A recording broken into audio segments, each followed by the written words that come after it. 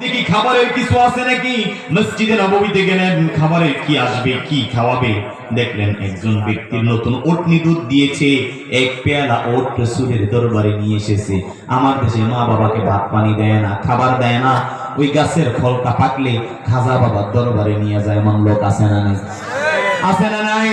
মায়ের সেবা নাই, বাবার সেবা নাই, বাবা গ্যাস্ট্রিকের ট্যাবলেট নাই, বাবার গরম পানি করার জন্য গ্যাস শেষ হয়ে গিয়েছে, বাবার দামি একটা পোশাক নাই, সিরা গেঞ্জি পরে, আর উনি ফলের মৌসুম আসছে, গাড়ি বইরা শ্বশুর বাড়িতে নিয়ে যায় ফুটানি মারাইতে। এমন সন্তান আছে না নাই?